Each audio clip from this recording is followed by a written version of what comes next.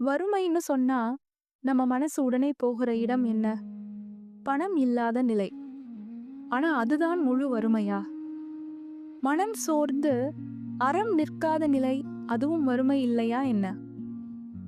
அருணகிரிநாதர் தரித்திரம் அப்படின்னா என்ன அப்படின்னு நமக்கு சொல்லித் தர்றார். முதலில் நம் மனம் தளறுதல், பின் குணம் மாறுதல், அதற்கு பின் குடி, குலம், மரியாதை என்று எவையெல்லாம் நமது அடையாளம் என்று உணர்ந்தோமோ அது போறது.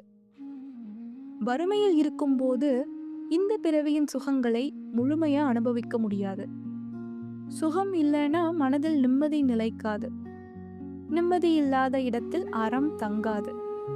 இப்ப அறம் நிக்கலைன்னா மறுமையில் நலன் இருக்கும் என்று நாம் எப்படி நம்ப முடியும்? இந்த நிலையைத்தான் அருணகிரிநாதர் மிடி என்று சொல்கிறார்.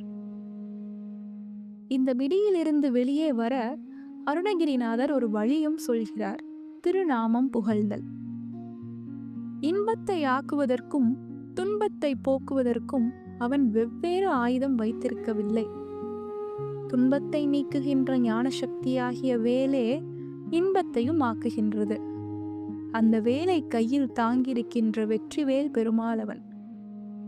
வாயிலிருந்து வரும் சொல், அதாவது திருநாமம், நாவோடு மாத்திரம் நிற்கக்கூடாதான், அது உள்ளத்தோடும் உணர்ச்சியோடும் கலந்து வரணும் என்கிறார் அருணகிரிநாதர்.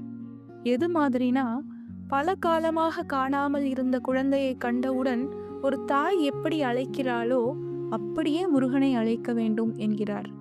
அப்படியே அவன் திருநாமத்தை நாம் புகழ வேண்டும் என்கிறார். பாவங்களின் தொகுப்பே இந்த பிறவி என்று உணர்ந்த இடத்தில் அசுரர்களின் பாவத்தை அழித்து தேவர்களை காத்த அந்த தேவபெருமானிடம் அருணகிரிநாதர் நிற்கிறார். பாவமும் பிறவியும் ஒன்றா கலைந்து போகணும் என்று.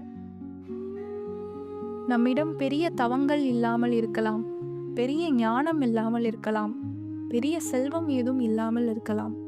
ஆனால் ஒரு நாமம் நம் கையில் இருக்கிறது, முருகா என்ற திருநாமம். அதுதான் போதும் இந்த பிறவிக்கும் அடுத்த பிறவிக்கும் என்பதை முடியா பிறவிக் கடலில் புகார் முழுதும் கெடுக்கும் மிடியால் படியில் விதனப்படார் வெற்றிவேல் பெருமாள் அடியார்க்கு நல்ல பெருமாள் அவுணர் குலமடங்கப் பொடியாக்கிய பெருமாள் திருநாமம் புகழ்பவரே என்கிறார் அருணகிரிநாதர் இந்த கந்தர் அலங்காரத்தில். முருகன் நாமமே நமக்கு துணை. மேலும் பக்தி பேசும்.